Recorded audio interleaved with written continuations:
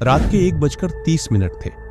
Air transit flight 236 गहरे अंधेरे में अटलांटिक महासागर के ऊपर टोरंटो से लिस्बन के लिए उड़ान भर रही थी। विमान के उड़ान भरने के बाद 4 घंटे से ज्यादा का समय बीत गया और तब तक विमान में सब कुछ सामान्य था। लेकिन इसी बीच अचानक कॉकपिट में बैठे पायलट के सामने एक चेतावनी आती है, रोंगटे खड़े कर देने वाली चेतावनी। यह चेतावनी विमान में फ्यूल खत्म होने को लेकर थी। फ्लाइट 236 का फ्यूल 40,000 फीट की ऊंचाई पर हवा में खत्म हो गया। पायलट फ्यूल खत्म होने से हैरान थे क्योंकि वे अटलांटिक महासागर के बीच में थे और दूर दूर तक जमीन का कोई निशान नहीं था। यानी पायलटों के पास अब एक ही विकल्प था और वो था विमान में सवार 293 यात्रियों को अटलांटिक महासागर में डुबा देना। लेकिन इसी बीच विमान के साथ अचानक कुछ ऐसा हुआ जो काफी हैरान करने वाला था। तो समुद्र के बीच में 40,000 फीट पर एयर ट्रांजिट फ्लाइट 236 का क्या हुआ? घटना की शुरुआत हुई कनाडा के टोरंटो पियर्सन इंटरनेशनल एयरपोर्ट से। 23 अगस्त 2001 को स्थानीय समयानुसार रात 8:52 एक air transit airline Airbus A30 ने टोरंटो कनाडा से लिस्बन पुर्तगाल के लिए उड़ान भरी। ये 7 घंटे लंबी नॉनस्टॉप उड़ान थी जिसमें 290 यात्री, 2 पायलट और 13 क्रू मेंबर सवार थे। उड़ान भरने से पहले विमान में लगभग 46.9 मीट्रिक टन फ्यूल भरा गया था, जो कि आवश्यकता से 4.5 टन अधिक था। विमान को 48 वर्षीय कैप्टन रॉबर्ट पीज और 28 वर्षीय first officer Dirk de Agger चला रहे थे। कैप्टन पीज के पास लगभग 16,800 घंटों की उड़ान का अनुभव था, जिसमें से 796 घंटे उन्होंने एयरबस A30 में बिताए। दूसरी ओर फर्स्ट ऑफिसर डी एगर के पास लगभग 4,800 घंटे की उड़ान का अनुभव था, जिसमें से 386 घंटे उन्होंने एयरबस A30 में उड़ाए, जिसका मतलब था कि ये दोनों पायलट काफी अनुभवी थे। यात्रियों को बैठाने के बाद विमान ने स्थानीय समय अनुसार रात 8:52 पर उड़ान भरी और कुछ ही मिनटों में विमान हवा में 40,000 फीट की ऊंचाई पर पहुंच गया। उड़ान भरने के बाद विमान सीधे अटलांटिक महासागर के पार लिस्बन में उतरने वाला था। उस वक्त तक विमान में सब कुछ सामान्य था। रात होने के कारण अधिकांश यात्री सो गए थे। क्रू मेंबर्स और पायलटों के पास भी कोई खास काम नहीं था और इसी तरह 4 घंटे बीत गए। विमान अब लगभग अटलांटिक महासागर के मिडिल में था। इस बीच रात 1:03 पर अचानक कैप्टन रॉबर्ट पीज ने कॉकपिट में एक असामान्य रीडिंग देखी। कुछ देर बाद एक एरर भी दिखने लगा। हाई ऑयल प्रेशर, लो ऑयल क्वांटिटी और लो ऑयल टेम्परेचर। अब इतनी लंबी नॉन स्टॉप उड़ान में ऐसी छोटी मोटी त्रुटियां तो सामान्य थी, लेकिन एयर ट्रांजिट एयरलाइन की इस उड़ान में देखी गई त्रुटि सामान्य नहीं थी। कैप्टन और फर्स्ट ऑफिसर दोनों को एयरबस A30 के बारे में व्यापक अनुभव था, लेकिन उन्होंने अपने पूरे करियर में इस त्रुटि को पहले कभी नहीं देखा था, जिससे वे दोनों भ्रमित हो गए कि वास्तव में त्रुटि क्या थी। कोई रास्ता न देख उन्होंने फ्लाइट मैनुअल खोला और इस त्रुटि के बारे में पता लगाने की कोशिश की, लेकिन फ्लाइट मैनुअल में भी इस बारे में कोई जानकारी नहीं थी। अब पायलट चाहते तो इस गलती को नजरअंदाज कर सकते थे, लेकिन जाहिर है कि समुद्र के बीच में यात्रियों से भरी फ्लाइट को लेकर कोई भी पायलट कोई जोखिम नहीं लेना चाहेगा। इसलिए कैप्टन पीस ने इस त्रुटि के बारे में जानने के लिए एयर ट्रांस के मेंटेनेंस कंट्रोल सेंटर से संपर्क किया।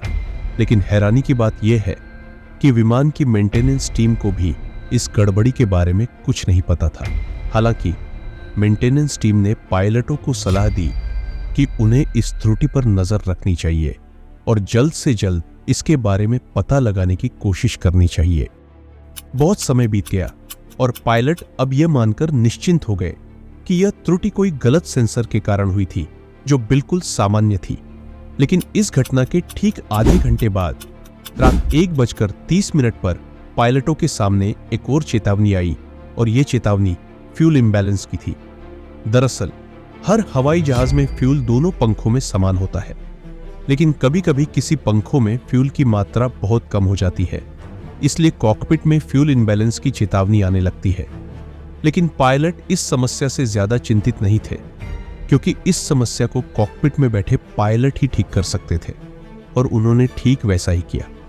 विमान के दाहिने पंख में फ्यूल कम था, इसलिए उन्होंने बाएं पंख से दाहिने पंख में फ्यूल ट्रांसफर किया और किसी तरह समस्या का समाधान किया। लेकिन उन्हें नहीं पता था कि फ्यूल ट्रांसफर करते समय उन्होंने कुछ ऐसा कर दिया है जो उनके लिए बड़ा खतरा पैदा करने वाला है।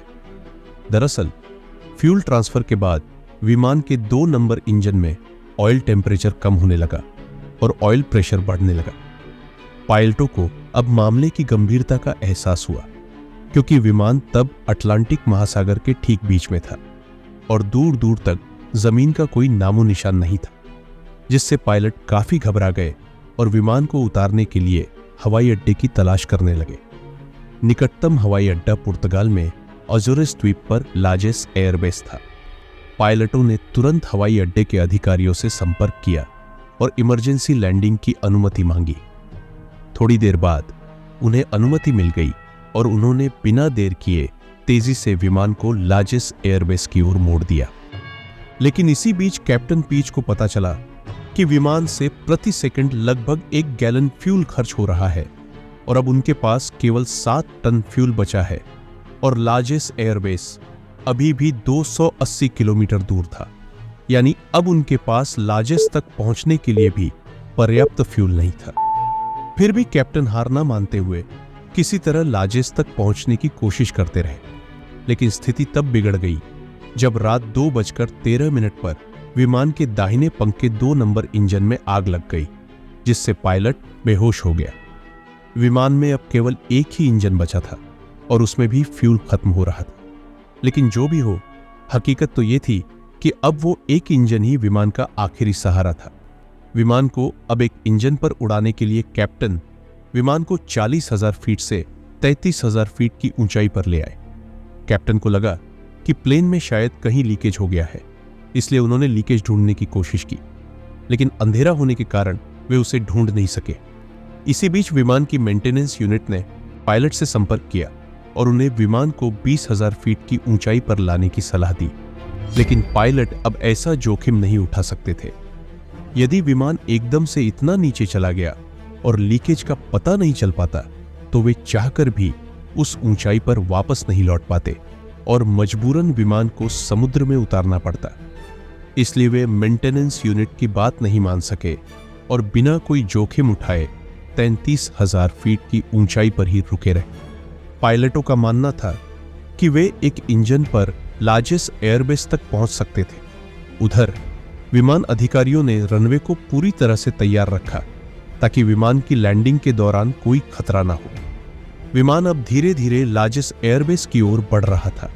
तभी विमान के 1 नंबर इंजन में आग लग गई और इस बात की भी पुष्टि हो गई कि विमान में कहीं ना कहीं लीकेज जरूर है। लेकिन अब निश्चिंत होकर भी कोई फायदा नहीं था, क्योंकि विमान के दोनों इंजन अब नष्ट हो चुके थे। जैसे ही इंजन फेल हुआ, पूरे विमान की बिजली बंद हो गई, जिससे विमान में सवार सभी यात्री घबरा गए।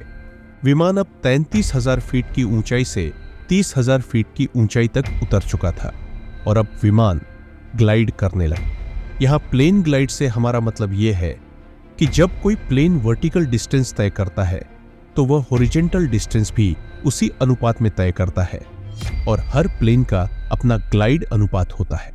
तदनुसार एयरबस A30 का ग्लाइड अनुपात था 15 से 1, जिसका अर्थ है कि विमान प्रत्येक 15 फीट आगे बढ़ने पर 1 फीट नीचे उतरता है।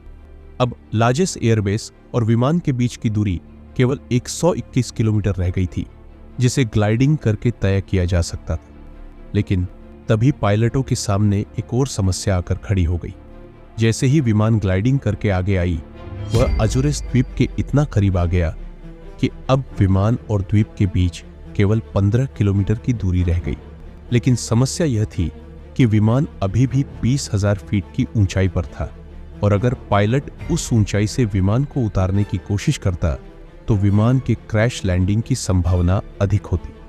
इसलिए पायलट ने एयर ट्रैफिक कंट्रोल से संपर्क किया और एयर ट्रैफिक कंट्रोल ने पायलट को लैंडिंग से पहले 360 डिग्री परफॉर्म करने की सलाह दी और पायलट वैसा ही करता है। विमान ने एक 360 डिग्री का मोड़ बनाया, जिसके कारण विमान 20,000 फीट की ऊंचाई से 5,000 फीट की ऊंचाई पर आ गया, लेकिन यह ऊंचाई भी लैंडिंग के लिए सुरक्षित नहीं थी। इसलिए पायलटों ने कई एस मोड़ किए, जिससे विमान 2,000 फीट नीचे आ गया, जो विमान के उतरने के लिए एकदम सही ऊंचाई थी। पायलट अब विमान को लार्जेस्ट एयरबेस रनवे पर ले आए। ऐसी लैंडिंग खतरे से खाली नहीं थी, क्योंकि लैंडिंग के तुरंत बाद विमान के 8 पहिए लॉक हो गए और विमान 370 किलोमीटर प्रति घंटा की रफ्तार से यात्रा कर रहा था। गति इतनी तेज होने के कारण विमान रनवे को छूते ही जोरदार उछाल लेता है और रनवे पर आगे की ओर बढ़ने लगता है। करीब 2,300 मीटर का दूरी तय करने के बाद विमान रुक गया और तब तक विमान के ज्यादातर टायर फट चुके थे, लेकिन एयरपोर्ट मेंबर्स की सतर्कता के कारण विमान बड़ा हादसा होने से बच गया। लैंडिंग के दौरान यात्री विमान के अंदर भागने लगे, जिससे करीब 14 यात्रियों को मामूली चोटें आईं, लेकिन कोई बड़ा नुकसान नहीं हुआ। बाद में एयर ट्रांजिट फ्लाइट 236 विश्व इतिहास में सबसे लंबी दूरी 121 किलोमीटर बिना इंजन के उड़ान भरने वाला पहला विमान बन गया।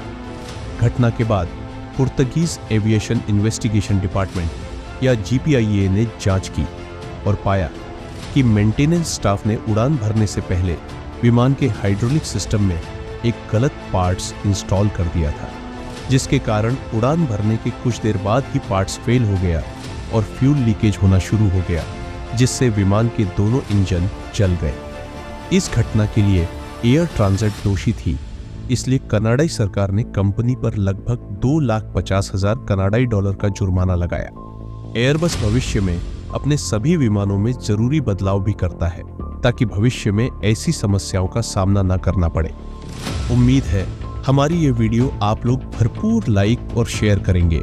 आप लोगों के प्यार के लिए बेहद शुक्रिया। मिलते हैं अगली शानदार वीडियो में।